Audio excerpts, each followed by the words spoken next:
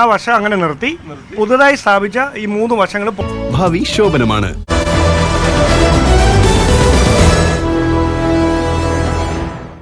നമസ്കാരം. ഈ ദിവസത്തെ വാർത്തകളുടെ സമഗ്ര ചിത്രം നോക്കാം. 9 തലക്കെട്ടുകളുമായി ന്യൂസ് അപ്ഡേറ്റ്സ് ആരംഭിക്കുന്നു. പ്രധാന വാർത്തകളിലേക്ക്.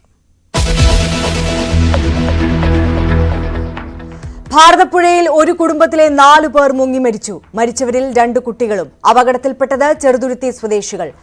മൃതദേഹങ്ങൾ ചേലക്കര ആശുപത്രിയിലേക്ക് മാറ്റി.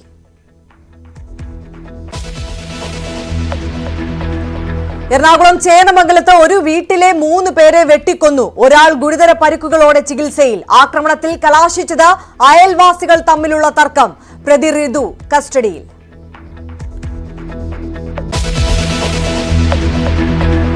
സെയ്ഫ് അലി ഖാനെ കുത്തിയ പ്രതിയെ തിരിച്ചറിഞ്ഞു. വീട്ടിൽ കയറിയത് എസ്കേപ്പ് ഗോവണിയിലൂടെ. ദൃശ്യങ്ങൾ ന്യൂസ് 18. താരത്തിന്റെ നട്ടലിനേറ്റ പരുക്ക് ഗുരുതരം. അക്രമിക്കായി വ്യാപക തെരച്ചിൽ.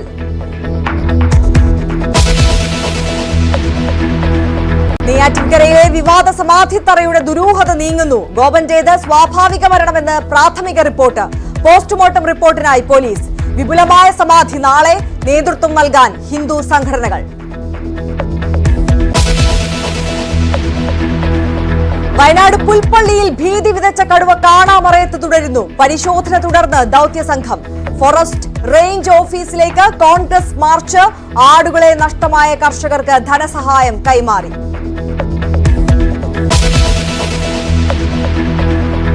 ചരിത്ര നിമിഷത്തിൽ ISRO സ്പേഡെക്സ് വിജയം. ബഹിരാകാശത്ത് ഉപഗ്രഹങ്ങൾ കൂട്ടിച്ചേർത്തു. നേട്ടം കൈവരിച്ച 4ാമത്തെ രാജ്യം. ശാസ്ത്രലോകത്തെ അഭിനന്ദിച്ച് പ്രധാനമന്ത്രി. ഗാസയിൽ വെടിയൊച്ച നിലയ്ക്കുന്നില്ല. ആക്രമണം തുടർന്ന് ഇസ്രയേൽ. 45 പേർ മരിച്ചു. ഹമാസ് വെടിനിർത്തൽ കരാർ ലംഘിച്ചെന്ന് നെതന്യാഹു. നിഷേധിച്ച് ഹമാസ്.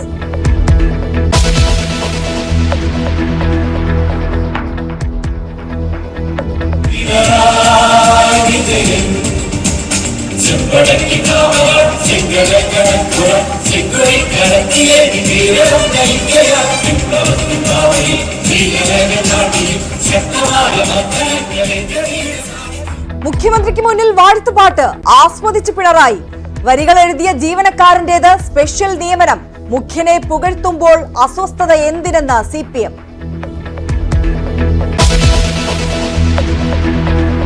കഞ്ചിക്കോട് ബ്രൂവറിക്കെതിരെ പ്രതിപക്ഷം. കമ്പനിയെ എങ്ങനെ തെരഞ്ഞെടുത്തെന്ന് VD സതീശൻ. ഭൂഗർഭജലം ചൂഷണം ചെയ്യാനുള്ള പദ്ധതിയെന്ന് രമേശ് ചെന്നിത്തല. മാനദണ്ഡങ്ങൾ പാലിച്ചെന്ന് MP രാജേഷ്.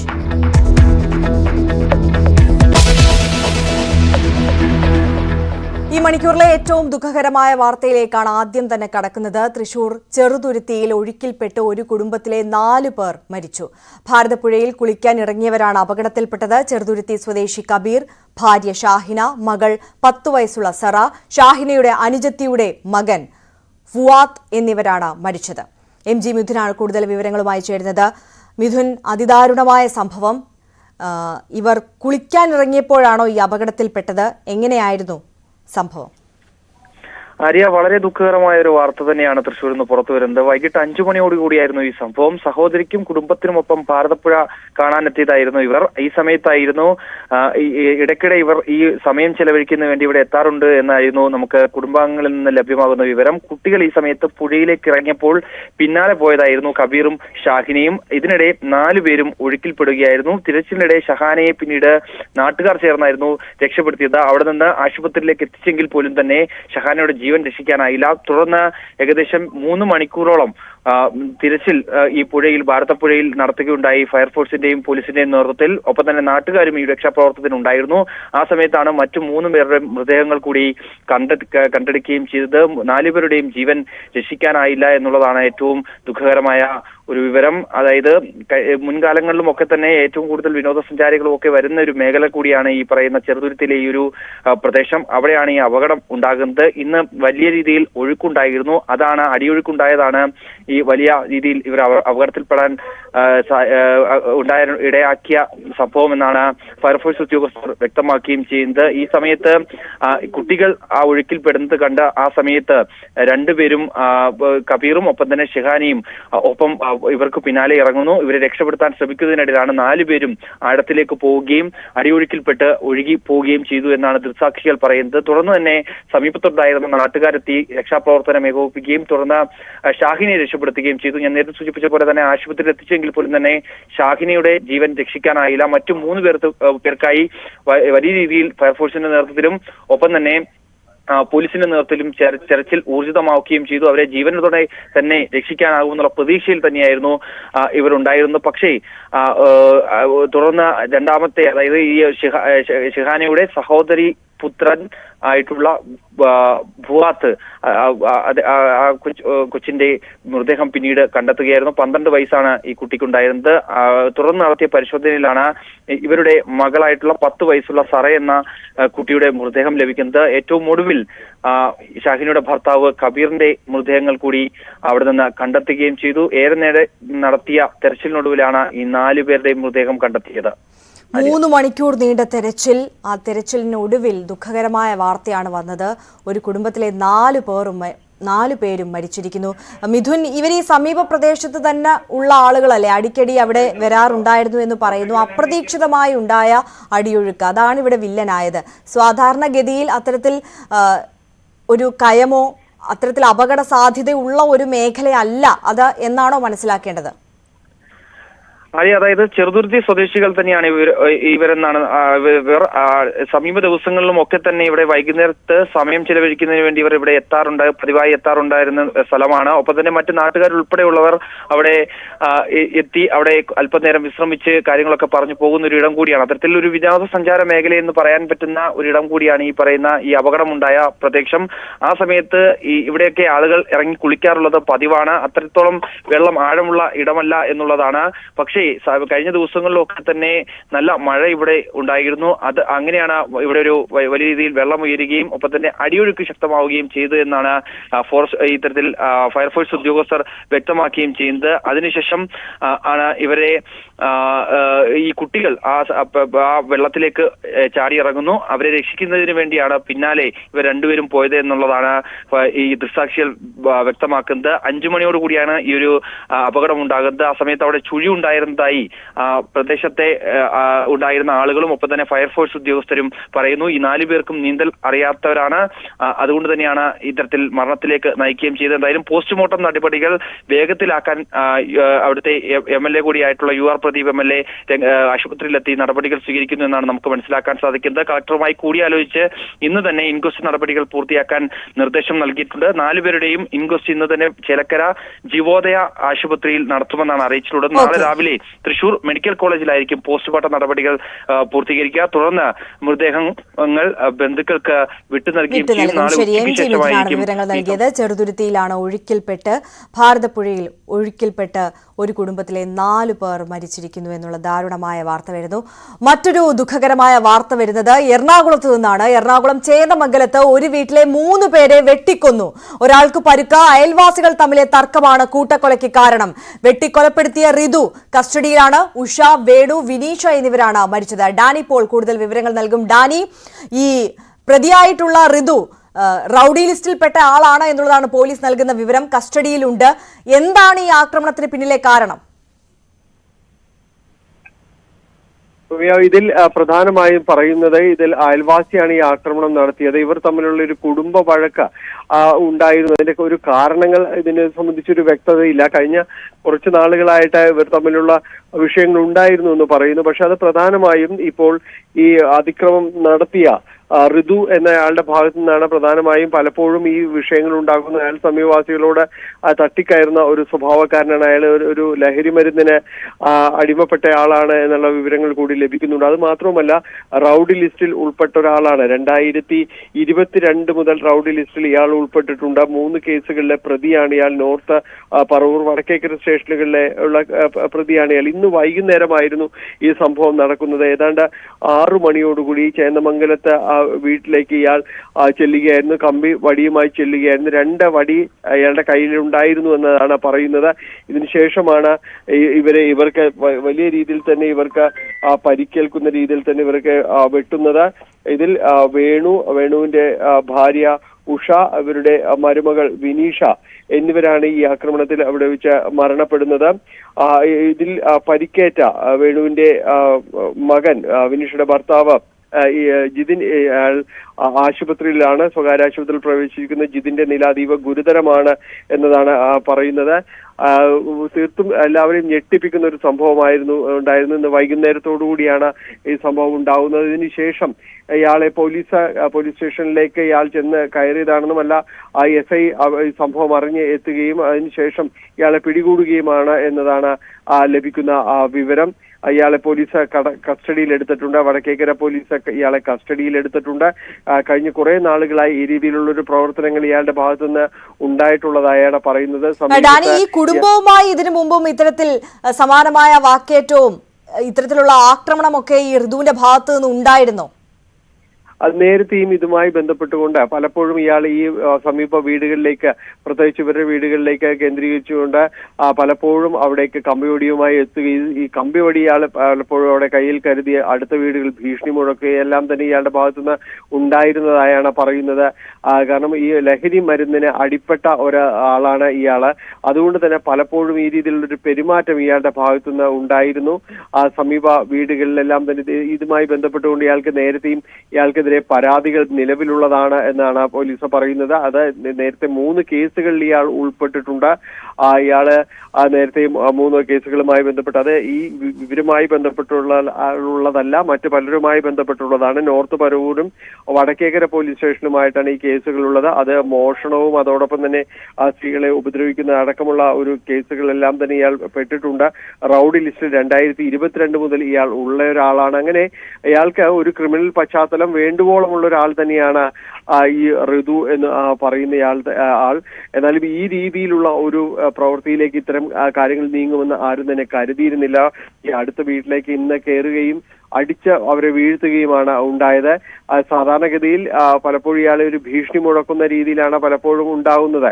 അത് അങ്ങനെ പോവുകയും ചെയ്യുമായിരുന്നു. പക്ഷേ ഈ കുടുംബത്തിന്റെ ഭാഗത്തു നിന്ന് പ്രത്യേകിച്ച് ഒരു പ്രകോപനവും ഉണ്ടാകാതെയാണോ ഈ ഋതു അവിടെ ആക്രമിക്കാനായി എത്തിയത് എന്നാണ് നമുക്ക് മനസ്സിലാക്കാനായിട്ട് സാധിക്കുന്നത്. കാരണം ഇയാൾ ഈ ലഹരി കടിപ്പെട്ട് വരുമ്പോഴേക്കും പലപ്പോഴും ഈ രീതിയിലുള്ള പ്രവൃത്തികൾ ഉണ്ടാകാറുണ്ട് എന്നതാണ് പറയുന്നത്. അങ്ങനെ നേരത്തെയും ഇതുപോലുള്ള ഒരു സമാന സംഭവങ്ങൾ ഉണ്ടായിട്ടുണ്ട്. അയൽവീടുകളെ ഭീഷണിപ്പെടുത്തുന്ന രീതിയിലേക്ക് പ്രതി ഈ പൈപ്പുമായി ചെന്ന് ഈ ഇരുമ്പ് പൈപ്പ് പലപ്പോഴും കയ്യിൽ കരുതി അടുത്ത വീടുകളിൽ ചെന്ന് ഭീഷണി മുഴക്കുന്നതുമായ പല സംഭവങ്ങളും ഇതിനു മുൻപും ഉണ്ടായിട്ടുണ്ട് എന്ന് തന്നെ പറയുന്നു. അങ്ങനെയാണ് ഇയാൾക്കെതിരെ ഒരു പരാതിയും കാര്യങ്ങളും എല്ലാം തന്നെ നിലനിൽക്കുന്നു. ഇയാൾ ഈ ലഹരി മരുന്നിന് അടിപ്പെട്ട ഒരാളാണ്. നേരത്തെ കഞ്ചാവ് കേസുമായി ബന്ധപ്പെട്ടുകൊണ്ട് ഇയാളെ പിടികൂടിയിട്ടുള്ളതായിട്ടും പറയുന്നുണ്ട്. അങ്ങനെ ഈ സമീപ വീടുകൾക്കെല്ലാം തന്നെ നിരന്തരമായിട്ട് ഉപദ്രവം ഏൽപ്പിക്കുന്ന രീതിയിലാണ് ഇയാളുടെ പെരുമാറ്റം. ഈ ലഹരിക്ക് അടിപ്പെടുമ്പോൾ കല്ലെറിയുക, അത് പലപ്പോഴും വീടുകൾക്ക് നേരെയും ആളുകൾക്ക് എതിരെയും എല്ലാം തന്നെ കല്ലെറിയുക, ഇതെല്ലാം തന്നെ ഇയാളുടെ ഭാഗത്തുനിന്ന് ഉണ്ടായിട്ടുണ്ട്. അങ്ങനെ പരാതികൾ ഇയാളെ കുറിച്ച് നിരന്തരമായി ഉണ്ടായിട്ടുണ്ട്. പക്ഷെ ഇങ്ങനെ ഒരു അരുംകൊലയിലേക്ക് ഇത്തരം കാര്യങ്ങളെല്ലാം പോകുമെന്നത് ആരും തന്നെ ഇങ്ങനെ പ്രതീക്ഷിച്ചിരുന്നില്ല എന്നത് തന്നെയാണ് ഇപ്പോൾ പോലീസ് പറയുന്നത്. ഇയാളെ കണ്ട സംശയം തോന്നി പിടികൂടുകയായിരുന്നു, SI പിടികൂടുകയായിരുന്നു എന്നാണ് റൂറൽ SP വൈഭവ് സക്സേന പറഞ്ഞിരിക്കുന്നത്. അതെന്ത് തന്നെയായാലും ഇങ്ങനെയൊരു പ്രശ്നം ഇയാളാണ് അവിടെ വിഷയങ്ങൾ ഉണ്ടാക്കുന്നത് ആ രീതിയിലെന്ന് നേരത്തെയും പോലീസിന് വിവരമുള്ളതാണ്. എന്തായാലും ഇങ്ങനെ ഒരു അരും കൊലയിലേക്കാണ് കാര്യങ്ങൾ ചെന്നെത്തിയിരിക്കുന്നത്. 3 പേര് മരണപ്പെട്ടിരിക്കുന്നു. ഇവരുടെ പോസ്റ്റ്മോർട്ടം ഉൾപ്പെടെയുള്ള നടപടികൾ, ഇവരെ മൃതദേഹങ്ങൾ താലൂക്ക് ആശുപത്രി മോർച്ചറിലേക്കെല്ലാം തന്നെ മാറ്റിയിട്ടുണ്ട്. മറ്റ് നടപടികളെല്ലാം തന്നെ നാളെയാണ് നടക്കുന്നത്. ഇതിൽ ഗുരുതരമായി പരിക്ക് പറ്റിയ വിനീഷയുടെ ഭർത്താവ് ജിതിൻ ആശുപത്രിയിൽ ചികിത്സയിലാണ്.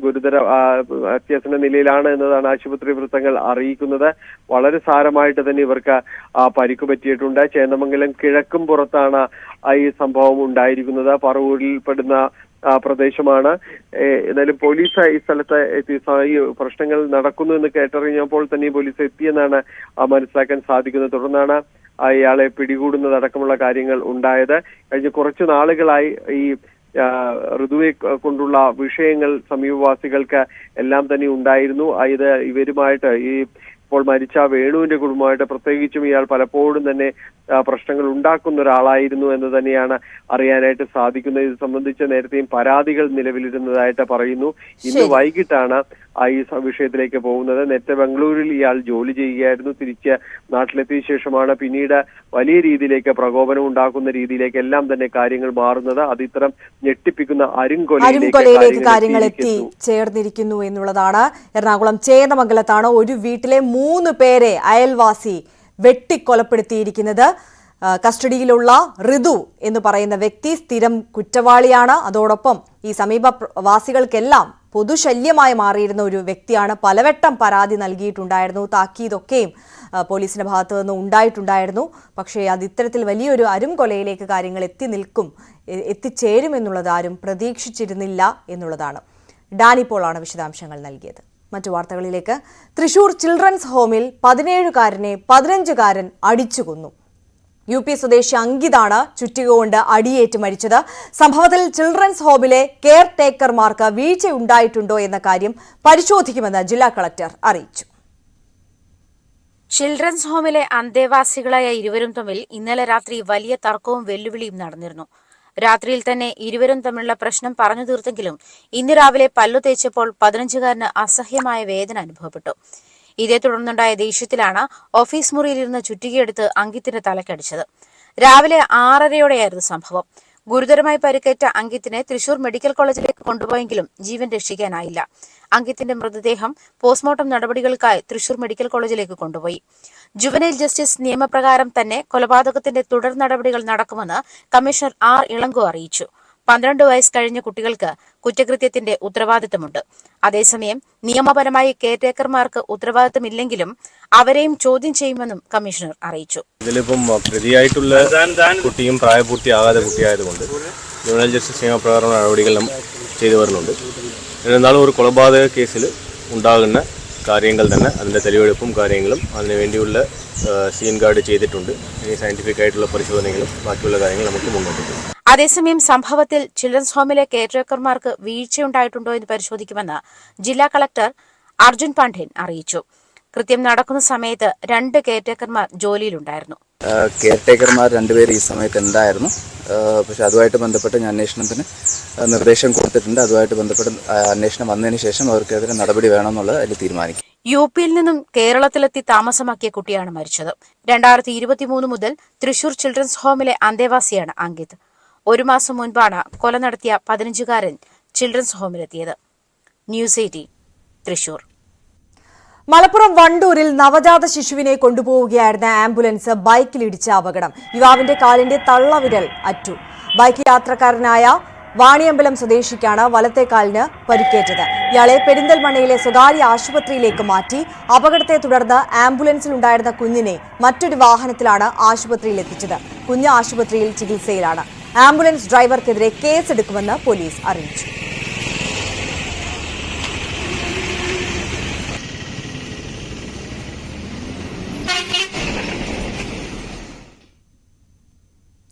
ചലച്ചിത്ര താരം സെയ്ഫ് അലി ഖാന് കുത്തേറ്റു. മുംബൈയിലെ വീട്ടിൽ വെച്ചാണ് കുത്തേറ്റത്. ഗുരുതരമായി പരിക്കേറ്റ സെയ്ഫിനെ ന്യൂറോ സർജറിക്ക് വിധേയനാക്കി. സെയ്ഫിനെ കുത്തിയ പ്രതിയുടെ ദൃശ്യങ്ങൾ ന്യൂസ് 18 ലഭിച്ചു.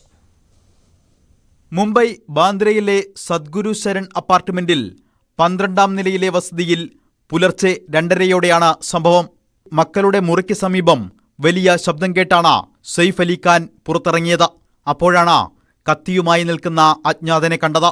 തുടർന്ന് ഇരുവരും തമ്മിൽ വാക്കേറ്റവും പിടിവലിയുമായി. ഇതിനിടെയാണ് അജ്ഞാതൻ കത്തികൊണ്ട് സെയ്ഫ് അലി ഖാനെ കുത്തിയത്. ശരീരത്തിൽ 6 കുത്തേറ്റു. നട്ടെല്ലിന് സമീപവും കഴുത്തിലും ആഴത്തിലാണ് മുറിവ്. പ്രതിയെ മുറിക്കുള്ളിൽ പൂട്ടിയിട്ടിരുന്നെങ്കിലും അവിടെ നിന്ന് പിന്നീട് രക്ഷപ്പെടുകയായിരുന്നു.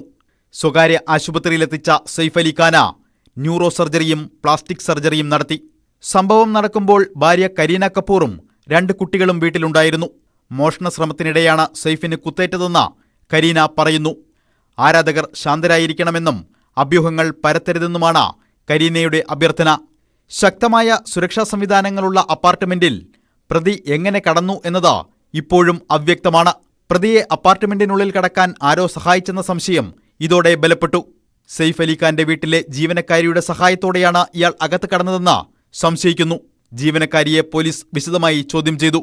മുംബൈ പോലീസും ക്രൈംബ്രാഞ്ചും അന്വേഷണം ഊർജിതമാക്കിയിട്ടുണ്ട്. 7 സംഘങ്ങളായി തിരിഞ്ഞാണ് അന്വേഷണം. അപ്പാർട്ട്മെന്റിന് സമീപത്തെ പ്രദേശങ്ങളിലെ CCTV ദൃശ്യങ്ങളും പോലീസ് പരിശോധിച്ചു വരികയാണ്. ന്യൂസ് 18 മുംബൈ. ഗോപൻ സ്വാമിയുടെ പോസ്റ്റ്മോർട്ടത്തിലെ പ്രാഥമിക വിവരത്തോടെ വലിയൊരു വിവാദമാണ് തൽക്കാലത്തേക്കെങ്കിലും കെട്ടടങ്ങുന്നത്. അസ്വാഭാവികമായി ഇതുവരെ ഒന്നും കണ്ടെത്താനായിട്ടില്ലെന്ന വിലയിരുത്തലിലാണ് പരിശോധനകളുടെ തുടക്കത്തിൽ ഉള്ളത്. ഇൻക്വസ്റ്റ് റിപ്പോർട്ടിലും മറ്റ് ഗുരുതര കണ്ടെത്തലുകൾ ഇല്ല. വിവാദ സംഭവത്തിൽ പോസ്റ്റ്മോർട്ടം നടപടിയിലേക്ക് കടക്കാൻ ഹൈക്കോടതിയുടെ ഉത്തരവ് വേണ്ടി വന്നു. കല്ലറ തുറക്കരുത് എന്നാവശ്യപ്പെട്ടാണ് ഗോപൻ സ്വാമിയുടെ കുടുംബം ഹൈക്കോടതി മുന്നിലെത്തിയത്. മരണ സർട്ടിഫിക്കറ്റ് ഇല്ലെങ്കിൽ കല്ലറ തുറക്കാതെ തരമില്ലെന്ന് കോടതി വ്യക്തമാക്കിയതോടെ കാര്യങ്ങൾ പോസ്റ്റ്മോർട്ടത്തിലേക്ക് നീങ്ങി. രാവിലെ 10:30 പോസ്റ്റ്മോർട്ടം നടപടികൾ ആരംഭിച്ചു. ഉച്ചയ്ക്ക് 2:15 മൃതദേഹം പുറത്തിറക്കിയത്. നാളെ 3-നും 4-നും ഇടയ്ക്ക് എല്ലാ മഠാധിപതിമാരുടെയൊക്കെ സാന്നിധ്യത്തിൽ ഒരു മഹാസമാധി ആണ് തീരുമാനിച്ചിരിക്കുന്നത്. വലിയ ചടങ്ങാണ്. ആചാരപ്രകാരം ഒരു സാധുവിന് കിട്ടിയ അവഹേളന ഈ ജനസമൂഹം ഒന്നിച്ച് ഏറ്റുവാങ്ങി അത് അദ്ദേഹത്തിന് മാന്യമായ ഒരു അംഗീകാരം കൊടുക്കുന്ന രീതിയിലുള്ള വലിയ ചടങ്ങാണ് പ്ലാൻ ചെയ്തത്. ഗോപൻ സ്വാമിയുടെ മകൻ സനന്ദൻ മോർച്ചറിയിലെത്തിയിരുന്നു. 3 തരത്തിലുള്ള പരിശോധനകളാണ് പോസ്റ്റ്മോർട്ടത്തിന്റെ ഭാഗമായി നടന്നത്. മർദ്ദനമോ ആന്തരിക അവയവങ്ങളിൽ ഉണ്ടായ ക്ഷതമോ മരണകാരണമായോ എന്നതായിരുന്നു പരിശോധനയിൽ ഒന്ന്. എക്സ്റേ, റേഡിയോളജി പരിശോധനകൾ ഇതിനായി നടത്തി. ആന്തരികാവയവങ്ങളുടെ രാസപരിശോധനയാണ് മറ്റൊന്ന്. ഇതിനായി സാമ്പിൾ ശേഖരിച്ചു. വിഷം ഉള്ളിൽ ചെന്നോ എന്നതടക്കമുള്ള കാര്യങ്ങൾ ഈ പരിശോധനയിൽ കണ്ടെത്താൻ കഴിയും. പരിശോധനാ ഫലം വരുന്നതിന് ഒരാഴ്ച സമയമെടുത്തേക്കും.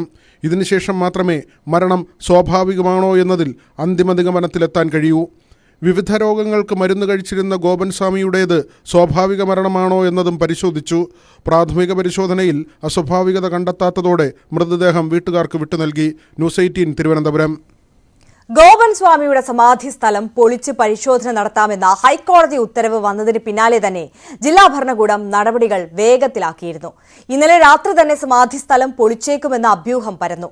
പ്രതിഷേധങ്ങൾ ഉണ്ടാകാൻ ഇടയില്ലെന്ന വിലയിരുത്തലുകളുടെ അടിസ്ഥാനത്തിൽ നടപടികൾ പുലർച്ചെ ആരംഭിച്ചാൽ മതിയെന്ന തീരുമാനത്തിലേക്ക് ഒടുവിൽ ജില്ലാ ഭരണകൂടം എത്തി.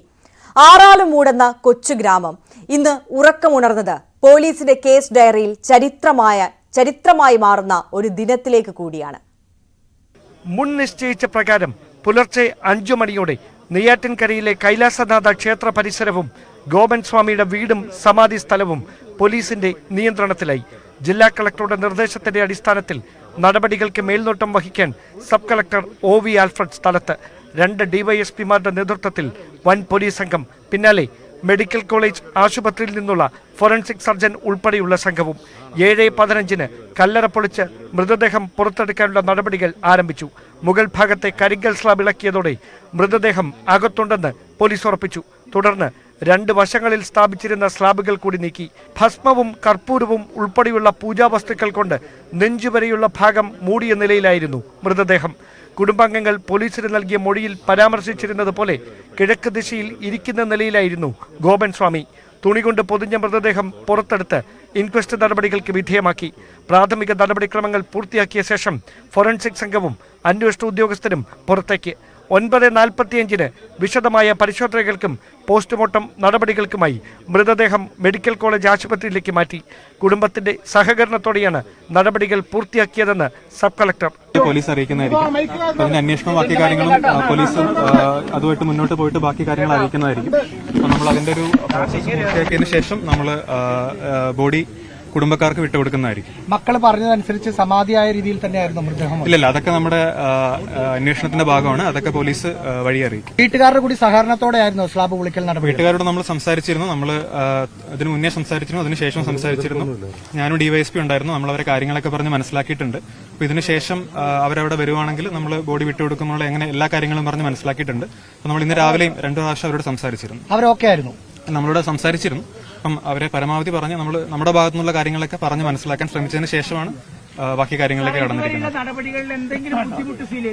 ഇല്ല, ബുദ്ധിമുട്ടൊന്നുമില്ല. എല്ലാം നിയമപരമായിട്ടായിരുന്നു. പോലീസ് ഇന്ന് എല്ലാവിധ സജ്ജീകരണങ്ങളും ഇവിടെ ചെയ്തിട്ടുണ്ടായിരുന്നു. അപ്പം നമ്മുടെ ജില്ലാ ഭരണകൂടത്തിന്റെ ഭാഗത്തു നിന്നാണെങ്കിലും എല്ലാം ഇന്ന് നിയമപ്രകാരം തന്നെയാണ് ചെയ്തത്. മറ്റ് ബുദ്ധിമുട്ടുള്ള കാര്യങ്ങളൊന്നും ഉണ്ടായിട്ടില്ല. അടുത്ത കേസ് പരിഗണിക്കുന്നതിന് മുമ്പ് നമുക്കൊരു പ്രാഥമികമായിട്ടുള്ള ഒപ്പീനിയൻ കൊടുക്കാൻ വേണ്ടി സാധിക്കുമെന്നാണ് അല്ലെ നിഗമനം?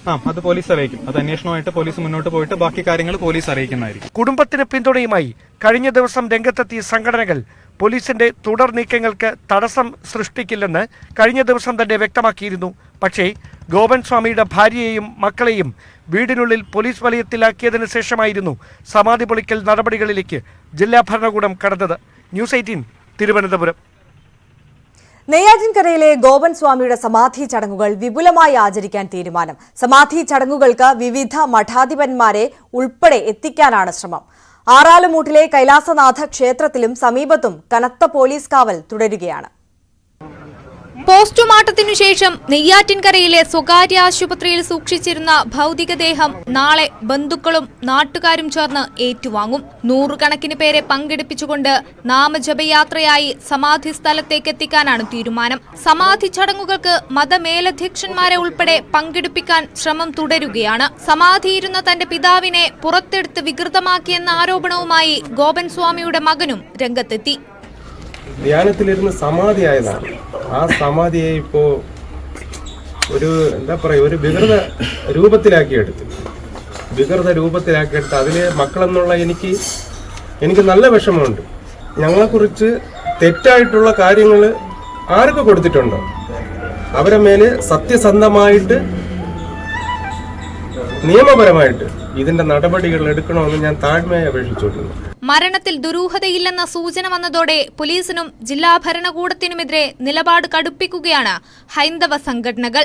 ആരെയും അറിയിക്കാതെ കുടുംബാംഗങ്ങളുടെ മാത്രം സാന്നിധ്യത്തിൽ നടന്ന സമാധി വീണ്ടും നടത്തുമ്പോൾ അത് മഹാസമാധിയാക്കി മാറ്റാനുള്ള തീരുമാനം ഇതിന്റെ ഭാഗമാണ്. ന്യൂസ് 18 തിരുവനന്തപുരം.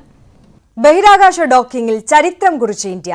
2 ഉപഗ്രഹങ്ങൾ സംയോജിപ്പിക്കുന്ന സ്പേഡെക്സ് ദൌത്യം വിജയകരമായി പൂർത്തീകരിച്ചെന്ന് ISRO അറിയിച്ചു. സ്വന്തം ബഹിരാകാശ നിലയം എന്ന ഇന്ത്യൻ സ്വപ്നത്തിലേക്ക് സുപ്രധാന ചുവടാണ് ഈ അഭിമാന നേട്ടം. US, റഷ്യ, ചൈന എന്നിവർക്ക് ശേഷം ഈ നേട്ടം കൈവരിക്കുന്ന 4ാമത്തെ രാജ്യമായി ഇന്ത്യ മാറി.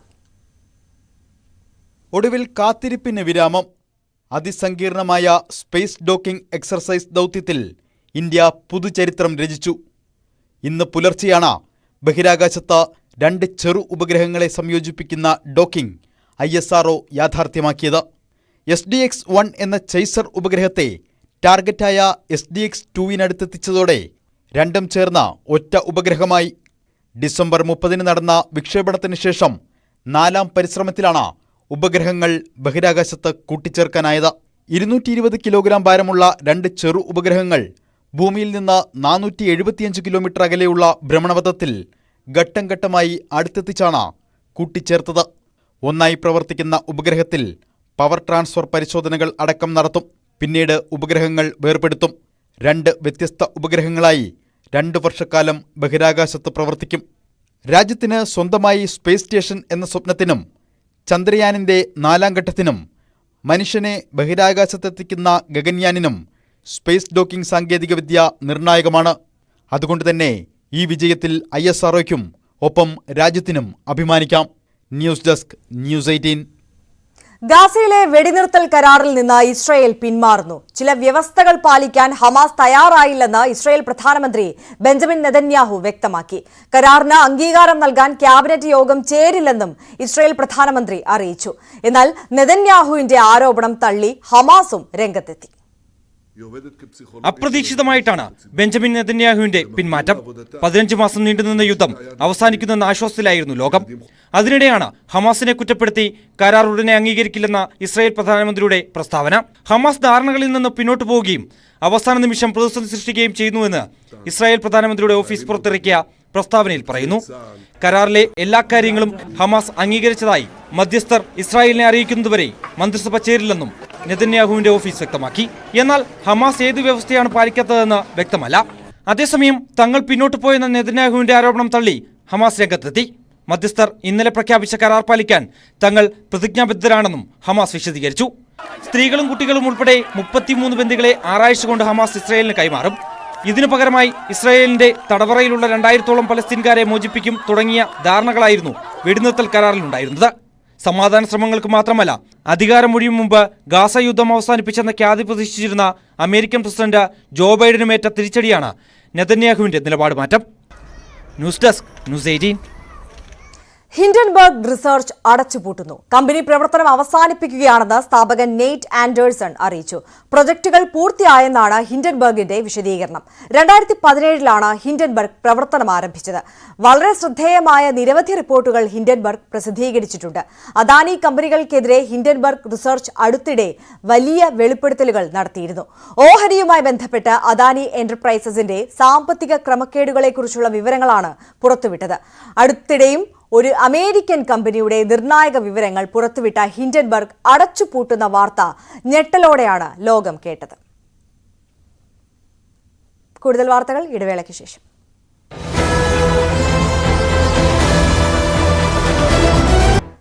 തിരികെ വാർത്തകളിലേക്ക്. വയനാട്ടിൽ ഭീതി പരത്തിയ കടുവ തൂപ്രയിൽ തന്നെ. വൈകിട്ട് പ്രദേശത്ത് കൂടെ സഞ്ചരിച്ച വാഹനത്തിന്റെ ക്യാമറയിൽ കടുവയുടെ ദൃശ്യം പതിഞ്ഞു. ജോയ് എന്ന ആളുടെ ക്യാമറയിലാണ് കടുവയെ കണ്ടത്. കഴിഞ്ഞ ദിവസം ആടിനെ കടിച്ചുകൊന്ന മേഖലയോട് ചേർന്നാണ് കടുവ വീണ്ടും എത്തിയത്. പിടിച്ചോണ്ട് പോയിട്ട് പിന്നെ ഇല്ലാന്ന് പോകുന്നു കടുവ കയറി പോകുന്നു. അത് എടുക്കുവാനെ വീഡിയോ എടുക്ക്. ആണെങ്കിൽ പിടിച്ചോണ്ട് പോയിട്ട് പിന്നെ ഇല്ലാന്ന് പോകുന്നു കടുവ കയറി പോകുന്നു. അത് എടുക്കുവാനെ വീഡിയോ എടുക്ക്.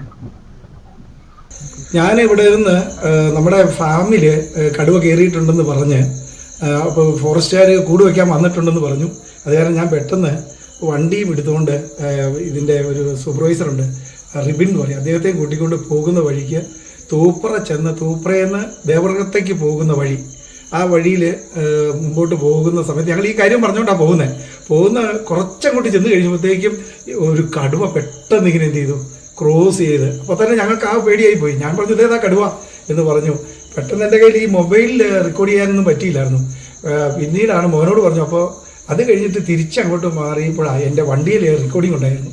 ഞാനതെന്ത് ചെയ്തു, അപ്പോൾ ഫോറസ്റ്റുകാർ മുകളിലുണ്ടായിരുന്നു, അവരെ പറഞ്ഞു. അവർ വന്ന് വണ്ടിയിൽ നിന്ന് ഈ റെക്കോർഡിംഗ് എടുത്തു, നോക്കി. പിന്നെ അവരെല്ലാം ആൾ വിളിച്ച അവിടെ നിന്ന് കറക്റ്റായിട്ട് ഞങ്ങളൊരു 2-3 മിനിറ്റ് കണ്ടു. ഈ റോഡ് കഴിഞ്ഞിട്ട് ഞാൻ കയറി വേറൊരു വീടിൻ്റെ അങ്ങോട്ടാണ് കയറിപ്പോയത്. ആ സൈഡിലേക്ക് ഇങ്ങനെ കയറിപ്പോയി. കാരണം നല്ല വലിപ്പമുണ്ട്, പക്ഷേ മെലിഞ്ഞെന്ന് പറഞ്ഞാൽ വയറൊക്കെ ഒട്ടിയിരിക്കുന്നത്. MS അനീഷ് കുമാർ കൂടുതൽ വിവരങ്ങൾ നൽകും. അനീഷ്, കാണാമറയത്തായിരുന്ന കടുവതെ പ്രദേശവാസിയുടെ കൺമുന്നിൽ എത്തിയിരിക്കുന്നു. ദൗത്യസംഘം ഈ പ്രദേശത്ത് ലൊക്കേറ്റ് ചെയ്യുന്നുണ്ടോ ഇപ്പോൾ കടുവയെ? എന്താണ് ഇനി അവരുടെ നീക്കം? കഴിഞ്ഞ 36 മണിക്കൂറിലധികമായി കടുവ ഈ വനംവകുപ്പിന്റെ റഡാറിന്റെ അപ്പുറത്തായിരുന്നു. കാരണം രാത്രി തെർമൽ സ്കാനർ ഡ്രോണുകളും ഉപയോഗിച്ചുമൊക്കെ പരിശോധന നടത്തിയെങ്കിലും കടുവയെ കാണാൻ കഴിയാത്ത ഒരു അവസ്ഥയിലേക്ക് തന്നെയാണ് കാര്യങ്ങൾ എത്തിയത്. എന്നാൽ നാടകീയമായ ഒരു വഴിത്തിരിവാണ് ഇപ്പോൾ വീണ്ടും ഉണ്ടായിരിക്കുന്നത്. തൂപ്ര മേഖലയിൽ തന്നെ കടുവ ഉണ്ട് എന്ന ഒരു വിവരമാണ് ഇപ്പോൾ തെളിവ് സഹിതം പുറത്തു വന്നിരിക്കുന്നത്. ആ നാട്ടുകാരനായ ആൾ തന്നെ വന്നപ്പോഴാണ് അദ്ദേഹത്തിന്റെ വാഹനത്തിന്റെ ഡാഷ്ബോർഡ് ക്യാമറയിൽ ഈ ദൃശ്യങ്ങൾ പതിഞ്ഞിരിക്കുകയും ചെയ്തിരിക്കുന്നത്. എന്തായാലും അത് വലിയ വഴിത്തിരിവാണ് ഉണ്ടാക്കിയിരിക്കുന്നത്. കാരണം വനംവകുപ്പിന്റെ ഭാഗത്തു നിന്നും ഈ കടുവ എവിടേക്ക് പോയി എന്നടക്കമുള്ള ചില ആശയക്കുഴപ്പങ്ങൾ ഉണ്ടായിരുന്നു. ഈ പുഴ നീന്തി കടന്ന് മറുവശത്തെത്തി കർണാടകത്തിലേക്ക് പോയിരിക്കാം എന്നടക്കമുള്ള സംശയങ്ങൾ ഉണ്ടാവുകയും ചെയ്തു. ഒപ്പം ഈ കടുവയുടെ ആരോഗ്യനിലം അങ്ങേയറ്റം വഷളായിരിക്കുന്ന ഒരു സാഹചര്യമാണ്. കാരണം ദിവസങ്ങളായി ഇരപിടിക്കുന്നുണ്ടെങ്കിൽ പോലും ഭക്ഷിക്കാൻ കഴിയാത്ത ഒരു സാഹചര്യം. ആടുകളെ പലപ്പോഴും പിടിക്കുമ്പോൾ ഉടമസ്ഥർ ബഹളം വെക്കുന്നതിനാൽ ആടുകളെ ഉപേക്ഷിച്ച് ഈ കടുവ കാട്ടിലേക്കോ അല്ലെങ്കിൽ സമീപപ്രദേശത്തെ കുറ്റിക്കാടുകളിലേക്കോ കടന്നു കളയുന്ന ഒരു സാഹചര്യമാണ് നിലവിൽ നിന്ന്. അതിനുശേഷം ഈ ഇന്നലെ രാവിലെ ഏറ്റവും ഒടുവിൽ തൂപ്ര അംഗൻവാടിക്ക് അടുത്തുള്ള വീട്ടിൽ ഈ ആടിനെ കൊന്നു. അതിനുശേഷം വെള്ളക്കെട്ട് ഭാഗത്തേക്ക് ഈ കടുവ എത്തുകയും അവിടെ തെരച്ചിൽ നടത്തിയെങ്കിലും കണ്ടെത്താൻ കഴിയാതെ വരുന്ന ഒരു സാഹചര്യം ഉണ്ടായിരുന്നു. ഇതിനുശേഷം മണിക്കൂറുകളോളം കടുവയെപ്പറ്റി യാതൊരു വിവരവുമില്ലായിരുന്നു. ഇതിനുശേഷമാണ് ഇപ്പോൾ ഈ വിവരം ലഭിച്ചിരിക്കുന്നത്. തീർച്ചയായും MS അനീഷ് കുമാറാണ് വിവരങ്ങൾ നൽകിയിരിക്കുന്നത്. 36 മണിക്കൂർ കാണാമറയത്തായിരുന്ന പുൽപ്പള്ളിയെ വിറപ്പിക്കുന്ന കടുവയെ ഇപ്പോൾ പ്രദേശവാസിയുടെ കാറിന്റെ ക്യാമറയിൽ പതിഞ്ഞിരിക്കുകയാണ്. ദൗത്യസംഘം കടുവയെ പിടികൂടുന്നതിനുള്ള ശ്രമങ്ങൾ വീണ്ടും ആ പ്രദേശം കേന്ദ്രീകരിച്ച് ആരംഭിച്ചിരിക്കുകയാണ്. മറ്റു വാർത്തകളിലേക്ക്. മുഖ്യമന്ത്രി പിണറായി വിജയനെ ഫിനിക്സ് പക്ഷിയും കാവലാളുമായി ചിത്രീകരിച്ച വാഴ്ത്തുപാട്ട് അദ്ദേഹത്തിന്റെ സാന്നിധ്യത്തിൽ അവതരിപ്പിച്ചു. സെക്രട്ടേറിയറ്റ് എംപ്ലോയീസ് അസോസിയേഷൻ വജ്ര ജൂബിലി കെട്ടിടത്തിന്റെ ഉദ്ഘാടനത്തിന്റെ ഭാഗമായാണ് വാഴ്ത്തുപാട്ട് തയ്യാറാക്കിയത്. പാട്ടെഴുതിയ പൂവത്തൂർ ചിത്രസേനന് നിയമവകുപ്പിൽ താൽക്കാലിക നിയമനം നൽകിയെന്ന ആരോപണം അദ്ദേഹം തള്ളി. മുഖ്യമന്ത്രിയെ പുകഴ്ത്തുമ്പോൾ എന്തിന് അസ്വസ്ഥത എന്ന ചോദ്യവുമായി CPM തിരുവനന്തപുരം ജില്ലാ സെക്രട്ടറി V. ജോയ് രംഗത്തെത്തി.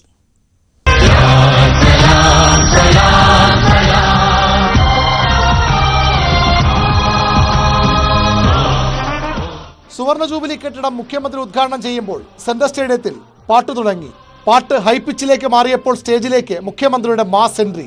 പാട്ടിന്റെ ബാക്കി സ്റ്റേജിലിരുന്ന് പിണറായി വിജയൻ ആസ്വദിച്ചു.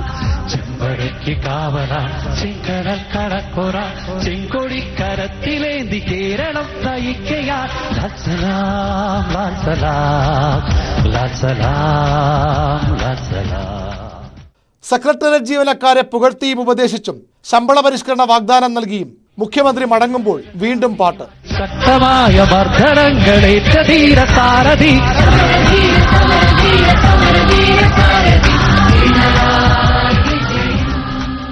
മുഖ്യമന്ത്രി ഇങ്ങനെ പുകഴ്ത്തുന്നതിൽ എന്തു തെറ്റെന്ന ചോദ്യമാണ് CPM-ന്റെ ജില്ലാ സെക്രട്ടറി ചോദിക്കുന്നത്. ഒരു സ്വാഗത ഗാനത്തിൽ ഒരു കേരളത്തിന്റെ മുഖ്യമന്ത്രി ഉദ്ഘാടനത്തിന് വരുമ്പോൾ അദ്ദേഹത്തിന്റെ പേരൊന്ന് പറഞ്ഞാൽ അതിലെന്താണ് പ്രശ്നം? അപ്പോൾ ഈ നാട്ടിലെ വികസന പ്രവർത്തനങ്ങളിൽ അദ്ദേഹം എടുക്കുന്ന ഏറ്റവും ശരിയായ ഒരു നിലപാടിനെ നമ്മൾ അങ്ങനെ ഒരു പുച്ഛിച്ച് തള്ളേണ്ട ആവശ്യമുണ്ടോ? അതാണ് യഥാർത്ഥ പ്രശ്നം. അല്ലാതെ ഇതൊരു വാഴ്ത്തുപാട്ടൊന്നുമല്ല.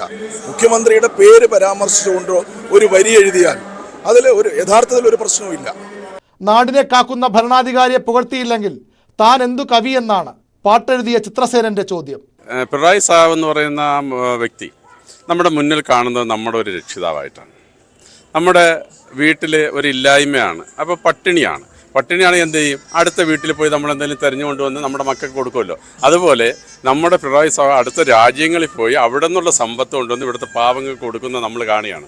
അപ്പോൾ ആ ഒരു മനുഷ്യന് വേണ്ടി ഒരു കവിതയെങ്കിലും എഴുതിയില്ലെങ്കിൽ പിന്നെ കവിയായിട്ട് പറഞ്ഞിട്ട് കാര്യമുണ്ടോ? എങ്ങനെ എഴുതിയത്? സർക്കാർ സർവീസിൽ നിന്ന് വിരമിച്ച ചിത്രസേനന് നിയമവകുപ്പിൽ മെസഞ്ചറായി താൽക്കാലിക നിയമനം നൽകിയത് വഴിവിട്ടെന്ന ആരോപണം ഉയരുകയാണ്.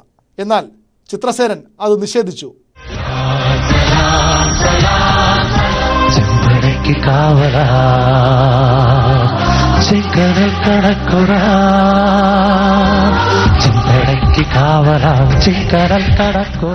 ന്യൂസ് 18 തിരുവനന്തപുരം. കാരണഭൂതനെയും കടത്തിവെട്ടുമോ ഈ കാവലാൾ എന്ന് കമന്റ് തൊഴിലാളി ചോദിക്കുന്നു. വ്യക്തിപൂജ പാടില്ല എന്ന നിലപാടിൽ നിന്ന് വ്യക്തിപൂജയ്ക്ക് ഒരു പാടുമില്ല എന്ന നിലയിലേക്കാണോ നയമാറ്റമെന്നും കമന്റ് തൊഴിലാളി ചോദിക്കുന്നു.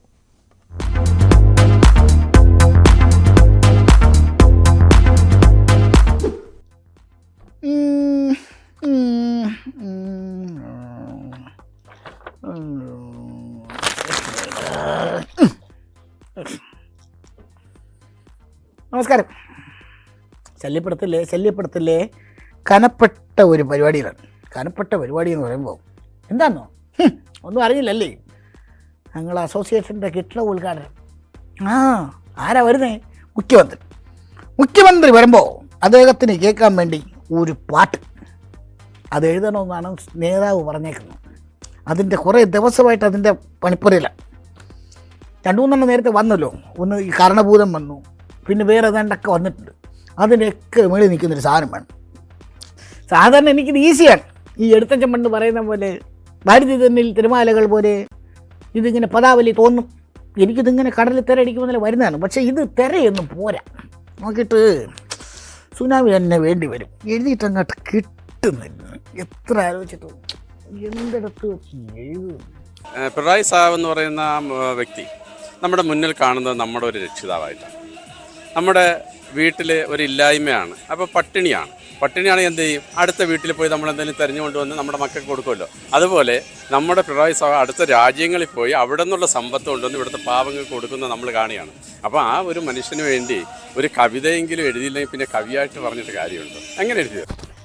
വിപ്ലവം, ലാൽ സലാം, ചെങ്കൊടി ഇതൊക്കെ ചേർത്തൊരു പിടിച്ച് നോക്കാം അല്ലേ? ചെങ്കൊടിക്ക് കാവലാൾ. സഭാഷ് അത് തല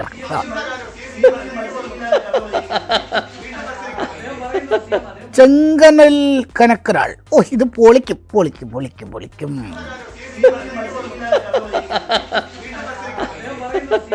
ചെങ്കൊടി കരങ്ങളേന്തി കേരളം നയിക്കയായി. എഴുതിട്ട് വായിച്ചിട്ട് എനിക്ക് തന്നെ സഹിക്കുന്നില്ല. ഇനി കുറച്ച് ലാൽസലാമും കുറച്ച് വിപ്ലവൂടൊക്കെ ചേർത്താൽ സംഭവമൊക്കെ ആവും. ഇത് പ്രാക്ടീസൊക്കെ കഴിയുന്നതിന് മുമ്പ് എങ്ങനെ CM കേൾക്കുമോ? എൻ്റെ സംശയം അതാണ്. ആരെങ്കിലും ചോർത്തി കൊടുക്കുവോ? കൊടുത്ത പുള്ളി എന്ത് പറയും? ഞാനാ പാട്ടെന്താണെന്ന് കേട്ടില്ല. അല്ല, ഇപ്പം വല്ലാതെ അധിക്ഷേപിച്ചുകൊണ്ടിരിക്കുമ്പോൾ ലേശം പുകഴ്ത്തൽ വന്നാൽ തന്നെ അതിന് വല്ലാത്ത അസ്വാസ്ഥ്യം നിങ്ങൾക്ക് ഉണ്ടാക്കും എന്നുള്ളത് ഉറപ്പാണ്. അതിന് എനിക്ക് സംശയമില്ല. അപ്പോൾ അത് ഓക്കെ. ഇനി ഇതിൻ്റെ ഒരു പ്രവൃത്തി പദത്തിലേക്ക് ഇത് കൊണ്ടുവരുന്നത് എങ്ങനെ ആലോചിക്കുമ്പോൾ ഒരു ഐഡിയ. ആഫീസ് ഉദ്ഘാടനം ഒരു വശത്ത് നടക്കും, CM വരുന്നു, ഉദ്ഘാടനം ചെയ്യും. അപ്പോൾ പിന്നണിയിൽ ഈ പാട്ട് അടിപൊളിയായിരിക്കും.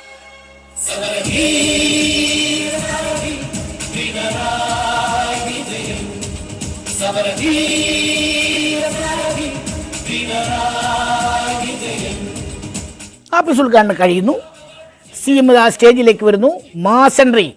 അപ്പോഴും ഇതേ പാട്ട് പൊളിക്കും.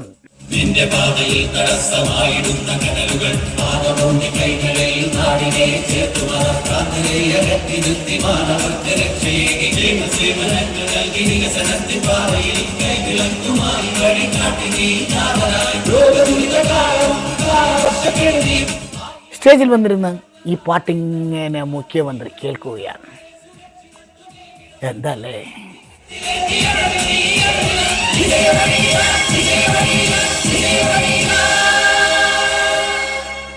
ഈ മുഖ്യമന്ത്രിയെ പുകഴ്ത്തിയത് കൊണ്ട് എന്തെങ്കിലും കുഴപ്പം ഉണ്ടാവുമോ എന്ന് ചോദിച്ചാൽ വേണ്ട, അതിനൊക്കെ മറുപടി പറയാൻ പാർട്ടിക്കാർ തന്നെ ഉണ്ടല്ലോ, ആവശ്യം പോലെ ആളുകൾ. ഒരു സ്വാഗത ഗാനത്തിൽ ഒരു കേരളത്തിന്റെ മുഖ്യമന്ത്രി ഉദ്ഘാടനത്തിന് വരുമ്പോൾ അദ്ദേഹത്തിന്റെ പേരൊന്ന് പറഞ്ഞാൽ അതിലെന്താണ് പ്രശ്നം? പാട്ട് കേട്ടിട്ട് CM എന്തായിരിക്കും പറയുക? തരാനുള്ള DA ഒക്കെ തന്നു തീർക്കൊന്നായിരിക്കുമോ? അതോ ശമ്പളം കൂട്ടി തരും എന്നാണോ? അപ്പോൾ നമുക്ക് ഇവിടെ നിർത്താം അല്ലേ? ശരി. അപ്പോൾ ഇതാണ് പാട്ടുകഥ. ഒരു അപേക്ഷയുണ്ട്, എന്തെങ്കിലും കാര്യത്തിന് സെക്രട്ടേറിയറ്റിൽ വരേണ്ടി വന്നാൽ ഇതവനല്ലേ എന്നോർത്ത് പണി തരരുത്. അപ്പോൾ കാണാം. നിയമസഭാ സമ്മേളനം നാളെ ആരംഭിക്കും. പുതിയ ഗവർണർ രാജേന്ദ്ര ആർലേക്കറുടെ നയപ്രഖ്യാപന പ്രസംഗത്തോടെ ആരംഭിക്കുന്ന സമ്മേളനത്തെ സംഭവബഹുലമാക്കാൻ വിഷയങ്ങൾ നിരവധിയാണ്. ആരിഫ് മുഹമ്മദ് ഖാനെ പോലെ നയപ്രഖ്യാപനം വെച്ച് വിലപേശാതെ പ്രസംഗത്തിൽ ഒപ്പിടാൻ പുതിയ ഗവർണർ തയ്യാറായത് സർക്കാരിന് ആശ്വാസമായി. പിണറായി സർക്കാരിനെ മുൾമുനയിൽ നിർത്തിയുള്ള വിലപേശൽ നാടകങ്ങൾക്കൊടുവിലായിരുന്നു ആരിഫ് മുഹമ്മദ് ഖാന്റെ നയപ്രഖ്യാപന പ്രസംഗങ്ങൾ. സർക്കാരിനോടുള്ള കടുത്ത എതിർപ്പ് ആരിഫ് മുഹമ്മദ് ഖാൻ കഴിഞ്ഞ വർഷം വ്യക്തമാക്കിയത് 1 മിനിറ്റും 17 സെക്കൻഡും മാത്രം നീണ്ട സഭാചരിത്രത്തിലെ ഏറ്റവും ചെറിയ നയപ്രഖ്യാപന പ്രസംഗം നടത്തിയാണ്. എന്നാൽ വയനാട് ദുരിതാശ്വാസ പ്രവർത്തനങ്ങളിലെ അവഗണനയ്ക്കെതിരെ അടക്കം കേന്ദ്രത്തിനെതിരെ വിമർശനങ്ങളുണ്ടെന്ന് കരുതുന്ന നയപ്രഖ്യാപന പ്രസംഗം പുതിയ ഗവർണർ രാജേന്ദ്ര അർലേക്കർ ഒപ്പിട്ട് കഴിഞ്ഞു. ഇത് അതേപടി വായിക്കാൻ ഗവർണർ തയ്യാറാകുമോ എന്നത് മാത്രമാണ് ഇനിയുള്ള ആകാംക്ഷ. സർക്കാരുമായി നല്ല ബന്ധം ആഗ്രഹിക്കുന്ന ഗവർണറുടെ നിലപാടും ഊഷ്മള സ്വീകരണം നൽകിയ സർക്കാർ സമീപനവും രാജ്ഭവനും സെക്രട്ടേറിയറ്റും തമ്മിലുള്ള നല്ല ബന്ധത്തിന് തുടക്കമായി വിലയിരുത്തപ്പെടുന്നു. എന്നാൽ സർക്കാരിനെ അത്ര ആശ്വസിക്കാൻ കഴിയുന്ന രാഷ്ട്രീയ സാഹചര്യമല്ല സംസ്ഥാനത്തുള്ളത്. പെരിയ ഇരട്ടക്കൊലപാതകത്തിലെ CPM ബന്ധം, പ്രതികൾക്ക് വേണ്ടിയുള്ള CPM ഇടപെടലും നിയമസഹായത്തിനുള്ള പണപ്പിരിവും, ADM നവീൻ ബാബുവിൻ്റെ ആത്മഹത്യ, മാസപ്പടിയിലെ SFIO അന്വേഷണം, ADGP അജിത് കുമാറിനോടുള്ള തീരാത്ത വാത്സല്യം, ഇങ്ങനെ നീളുന്നു സർക്കാർ മറുപടി പറയേണ്ടി വരുന്ന വിഷയങ്ങളുടെ പട്ടിക. അത് എങ്ങനെ പ്രതിരോധിക്കുമെന്നത് സർക്കാരിന് മുന്നിലുള്ള പ്രധാന വെല്ലുവിളിയാകും. ADM നവീൻ ബാബുവിൻ്റെ മരണത്തിൽ PP ദിവ്യയുടെ രാജി ആവശ്യപ്പെട്ട പ്രതിപക്ഷം DCC ട്രഷറിയുടെ ആത്മഹത്യയിൽ IC ബാലകൃഷ്ണൻ MLAക്ക് നൽകുന്ന പിന്തുണയെ ഭരണപക്ഷം ചോദ്യം ചെയ്യും. അത് പ്രതിപക്ഷത്തെ പ്രതിരോധത്തിലാക്കും. രാജിവെച്ച PV അൻവറിനോടുള്ള ഇരുപക്ഷങ്ങളുടെ സമീപനങ്ങളും ശ്രദ്ധേയമാകും. പാലക്കാട്ടെയും വയനാട്ടിലെയും വിജയത്തിളക്കത്തിലാണ് പ്രതിപക്ഷം. ചേലക്കര നിലനിർത്താനായതിൻ്റെ ആത്മവിശ്വാസം ഭരണപക്ഷത്തിനുമുണ്ട്. ഇതും സഭയിലെ ചർച്ചകളിൽ പ്രതിഫലിക്കും. ഫെബ്രുവരി 7-നാണ് ബജറ്റ് അവതരണം. ധനവിനിയോഗ ബിൽ പാസാക്കി മാർച്ച് 28-ന് സഭ പിരിയും. ന്യൂസ് 18 തിരുവനന്തപുരം. പാലക്കാട് കഞ്ചിക്കോട് ബ്രൂവറി തുടങ്ങാനുള്ള സർക്കാർ തീരുമാനത്തിൽ ദുരൂഹത ആരോപിച്ച് പ്രതിപക്ഷം. ബ്രൂവറി പ്ലാന്റ് ആരംഭിക്കാൻ ഒയാസിസ് കൊമേഴ്ഷ്യൽ പ്രൈവറ്റ് ലിമിറ്റഡ് കമ്പനിക്കാണ് സർക്കാർ പ്രാരംഭ അനുമതി നൽകിയത്. ടെൻഡർ ഇല്ലാതെ എങ്ങനെയാണ് ഈ കമ്പനിയെ തെരഞ്ഞെടുത്തതെന്നാണ് പ്രതിപക്ഷ നേതാവിന്റെ ചോദ്യം. എന്നാൽ എല്ലാ മാനദണ്ഡങ്ങളും പാലിച്ചാണ് അനുമതി നൽകിയതെന്നായിരുന്നു MP രാജേഷിന്റെ പ്രതികരണം. ഡോക്ടർ RLV രാമകൃഷ്ണന് കലാമണ്ഡലത്തിൽ സ്ഥിര നിയമനം. ഭരതനാട്യം അസിസ്റ്റന്റ് പ്രൊഫസറായാണ് നിയമനം. കലാമണ്ഡലത്തിന്റെ ചരിത്രത്തിൽ ആദ്യമായാണ് പുരുഷനെ നൃത്ത അധ്യാപകനായി നിയമിക്കുന്നത്. UGC മാർക്ക് നിർദ്ദേശപ്രകാരം 2 മാസം മുൻപാണ് തസ്തികയിലേക്ക് അപേക്ഷ ക്ഷണിച്ചത്. യോഗ്യതാ പരീക്ഷയും അഭിമുഖ പരീക്ഷയും നടത്തി തെരഞ്ഞെടുക്കപ്പെട്ടവരിൽ ഒന്നാമനായാണ് രാമകൃഷ്ണന്റെ നിയമനം. രാമകൃഷ്ണനൊപ്പം മറ്റ് 9 പേരും ഇന്ന് അസിസ്റ്റന്റ് പ്രൊഫസർമാരായി ജോലിയിൽ പ്രവേശിച്ചു. നിയമനം സൗഭാഗ്യമായി കണക്കാക്കുന്നുവെന്ന് RLV രാമകൃഷ്ണൻ പ്രതികരിച്ചു. മുല്ലപ്പെരിയാർ അണക്കെട്ടിന്റെ സുരക്ഷ ദേശീയ ഡാം സുരക്ഷാ അതോറിറ്റിക്ക് കൈമാറി കേന്ദ്ര ഉത്തരവ്. കേരളത്തിന്റെ ആവശ്യങ്ങൾക്ക് ബലം നൽകുന്നതാണ് ഉത്തരവ്. സുരക്ഷയ്ക്കായുള്ള പുതിയ മേൽനോട്ട സമിതിയുടെ അധ്യക്ഷനും ഡാം സുരക്ഷാ അതോറിറ്റി ചെയർമാനാണ്. ഇടവേള.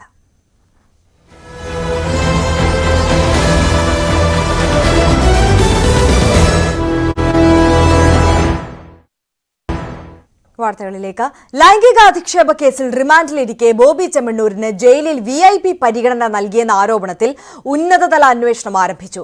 ജയിൽ ഹെഡ്ക്വാർട്ടേഴ്സ് DIG കാക്കനാട് ജയിലിൽ നേരിട്ടെത്തി. ബോബി ചെമ്മണ്ണൂരിനെതിരായ കേസിൽ കുറ്റപത്രം വേഗത്തിൽ സമർപ്പിക്കാനുള്ള നീക്കത്തിലാണ് പോലീസ്. ബോബി ചെമ്മണ്ണൂരിന് ജയിലിൽ VIP പരിഗണന നൽകിയെന്ന വിവാദം അന്വേഷിക്കാൻ മുഖ്യമന്ത്രി നിർദ്ദേശിച്ചതോടെയാണ് അന്വേഷണത്തിന് ജയിൽ വകുപ്പ് തുടക്കം കുറിച്ചത്.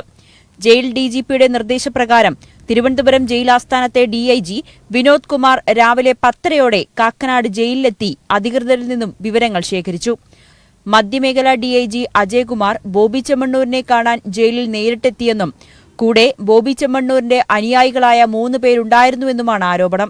3 പേരുമായി ജയിലിനകത്ത് ബോബി ചെമ്മണ്ണൂർ അഴിക്കപ്പുറമല്ലാതെ മുഖാമുഖം സംസാരിക്കാൻ അവസരമൊരുക്കി.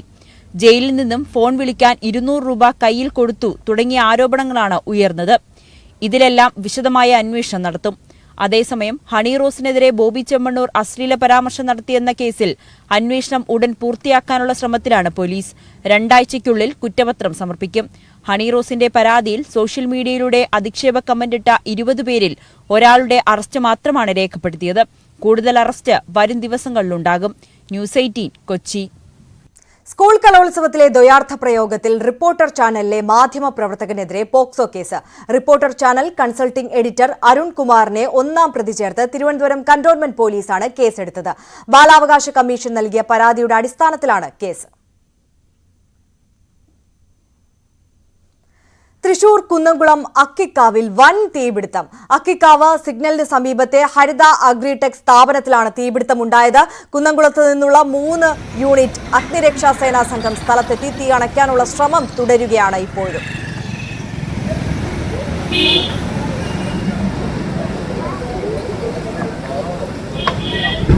MG മിഥുൻ ചേരുന്നു വിവരങ്ങളുമായി. മിഥുൻ, എന്താണ് നിലവിലത്തെ സാഹചര്യം? രാത്രി ഒരു 8 മണിയോട് കൂടിയാണ് ഈ സ്ഥാപനത്തിൽ തീപിടുത്തം ഉണ്ടായത് എന്നാണ് നമുക്ക് ലഭ്യമാകുന്ന വിവരം. കൃഷിക്ക് ആവശ്യമായ മെഷീനുകൾ അടക്കം വിൽപ്പന നടത്തുന്ന സ്ഥാപനത്തിലാണ് തീപിടുത്തമുണ്ടായത്. അവിടുത്തെ ആ സമയത്ത് ആ സ്ഥാപനത്തിനകത്ത് ആരും ഉണ്ടായിരുന്നില്ല എന്നാണ് നമുക്ക് പ്രാഥമികമായി ലഭിക്കുന്ന വിവരം. എന്തായാലും അത് സംബന്ധിച്ചുള്ള പരിശോധനകൾ നടത്തുകയാണ്. ഇപ്പോൾ കുന്നംകുളത്തു നിന്നുള്ള 3 യൂണിറ്റ് ഫയർഫോഴ്സ് എത്തിയാണ് തീ അണയ്ക്കാനുള്ള ശ്രമം നടത്തുന്നത്. മുകളിലത്തെ നിലയിലടക്കം വലിയ രീതിയിൽ വ്യാപകമായി തീ പറന്നു കയറിയിട്ടുണ്ട്. 3 നില കെട്ടിടമാണ്. ഈ 3 നില കെട്ടിടങ്ങൾ പൂർണ്ണമായും കത്തുന്ന സ്ഥിതിയിലാണ് നമുക്ക് കാണാൻ സാധിക്കുന്നത്. അത്തരത്തിൽ ദൃശ്യങ്ങളിലൂടെ നമുക്ക് കാണാൻ സാധിക്കുകയും ചെയ്യും. വലിയ ഒരു അഗ്നിബാധയാണ് ഉണ്ടായിരിക്കുന്നത്. അത് അണയ്ക്കുന്നതിന് വേണ്ടിയുള്ള ശ്രമം ഇപ്പോൾ പുരോഗമിക്കുകയാണ് എന്നാണ് നമുക്ക് ലഭ്യമാകുന്ന വിവരം. എന്തായാലും മറ്റ് ആളപായങ്ങളോ ഒന്നും തന്നെ ഉണ്ടായില്ല എന്നുള്ള പ്രാഥമിക വിവരമാണ് ഈ ഒരു ഘട്ടത്തിൽ ലഭ്യമാകുന്നത്. ലക്ഷങ്ങളുടെ നാശനഷ്ടം ഉണ്ടായതായിട്ടുള്ള വിവരങ്ങൾ കൂടി ഈ ഒരു ഘട്ടത്തിൽ വരുന്നുണ്ട്. അതായത് അക്കിക്കാവ് സിഗ്നലിന് സമീപത്തെ ഹരിത അഗ്രിടെക് സ്ഥാപനത്തിലാണ് ഇത്തരത്തിൽ തീപിടുത്തമുണ്ടായത്. തീ അണയ്ക്കാനുള്ള ശ്രമം ഇപ്പോഴും തുറന്നുകൊണ്ടിരിക്കുകയാണ്. ഏകദേശം 8 മണിക്കുണ്ടായ തീപിടുത്തം ഏകദേശം ഇപ്പോൾ ഒരു 1.5-2 മണിക്കൂർ കഴിഞ്ഞിരിക്കുന്നു. ഈ തീ അണയ്ക്കാനുള്ള ശ്രമം തുടങ്ങിയിട്ട് ഇതുവരെയും തീ നിയന്ത്രണ വിധേയമാക്കാൻ സാധിച്ചിട്ടില്ല എന്നുള്ളത് തന്നെയാണ്. അതോടെ തന്നെ നമുക്ക് അതിന്റെ ഒരു വ്യാപ്തി മനസ്സിലാക്കാൻ സാധിക്കുകയും ചെയ്യും. മുകളിലത്തെ നില ആസ്പെക്ടോസ് ഷീറ്റ് ഉൾപ്പെടെയുള്ളവ കത്തി നശിക്കുന്ന ദൃശ്യങ്ങൾ നമുക്ക് കാണാൻ സാധിക്കുകയും ചെയ്യും. എന്തായാലും നിലവിൽ 3 യൂണിറ്റ് ഫയർഫോഴ്സിന്റെ നേതൃത്വത്തിലാണ് തീ അണയ്ക്കാനുള്ള ശ്രമങ്ങൾ ഇപ്പോഴും തുടരുകയാണ്. തീ നിയന്ത്രണ വിധേയമായിട്ടില്ല. കുന്നംകുളം അക്കിക്കാവിലാണ് ഹരിത അഗ്രിടെക് എന്ന സ്ഥാപനത്തിൽ ഈ വൻ തീപിടുത്തം ഉണ്ടായിട്ടുള്ളത്. ആളപായമില്ല എന്നുള്ളതാണ് പ്രാഥമിക നിഗമനം. MG മിഥുനാണ് വിവരങ്ങൾ നൽകിയത്. മകരവിളക്ക് കഴിഞ്ഞതോടെ ആളൊഴിഞ്ഞ പൂരപ്പറമ്പ് പോലെയാണ് ശബരിമല സന്നിധാനം. തീർത്ഥാടകർ കൈവശപ്പെടുത്തിയ ഇടങ്ങൾ പഴയതുപോലെയാകാൻ ഇനിയും സമയമെടുക്കും. ന്യൂസ് 18 ക്യാമറ ശബരിമലയിൽ കണ്ട ചില കാഴ്ചകൾ കൂടി കാണാം. ഇതോടുകൂടി ന്യൂസ് അപ്ഡേറ്റ്സ് പൂർണ്ണമാവുകയാണ്. ഇടവേളയ്ക്ക് ശേഷം കാണാം പോലീസ് പെട്രോൾ. ടോം കുര്യാക്കോസ് എത്തും. നമസ്കാരം.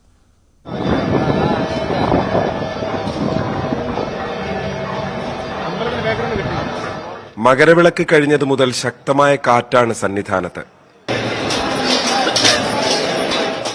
തിരുമുറ്റത്തു മാത്രമല്ല പൂങ്കാവനത്തിലും മരങ്ങൾ ആടിയുലയുകയാണ് വിശ്രമമില്ലാതെ.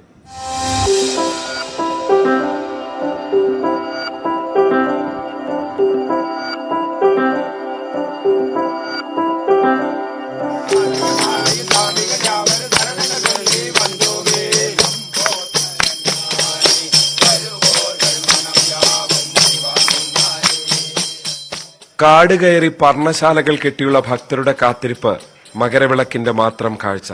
ഉത്സവം കഴിഞ്ഞതോടെ പർണശാലകൾ അവശേഷിപ്പിച്ച് ഭക്തർ മടങ്ങി.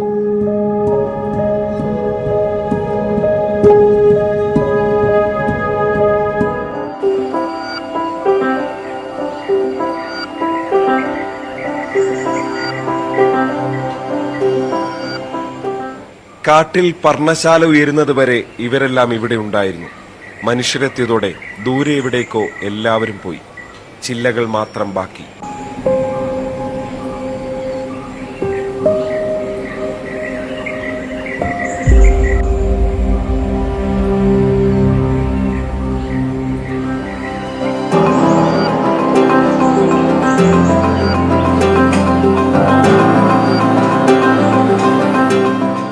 പൂക്കൾ നിറഞ്ഞ ഈ മരം സന്നിധാനത്തെ മനോഹര കാഴ്ചയായിരുന്നു. പക്ഷികളും മലയണ്ണാനുമെല്ലാം ഭക്ഷണം തേടി വന്ന വൃക്ഷമുത്തശ്ശി. പൂക്കൾ പോയതോടെ മരം തനിച്ചായി.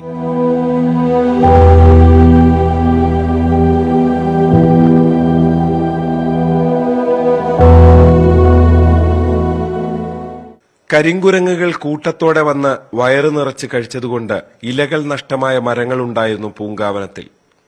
ജനത്തിരക്കിൽ കുരങ്ങുകൾ മാറി നിന്നതോടെ മരം തളിർത്തു, ഇലകൾ നിറഞ്ഞു. അധിനിവേശങ്ങൾ അങ്ങനെയാണ്. അവിടെ ഉണ്ടായിരുന്നവർ ഒഴിഞ്ഞു പോകേണ്ടി വരും. പിന്നീട് സുരക്ഷിതമെന്ന് തോന്നുമ്പോഴായിരിക്കും അവർ മടങ്ങിയെത്തുക. ഈ പൂങ്കാവനത്തിന്റെ അവകാശികൾ തിരക്കൊഴിഞ്ഞതോടെ വൈകാതെ മടങ്ങിയെത്തുമെന്ന് പ്രതീക്ഷിക്കാം. ക്യാമറമാൻ ഹരികൃഷ്ണനൊപ്പം ജി ശ്രീജിത്ത്, ന്യൂസ് 18 സന്നിധാനം.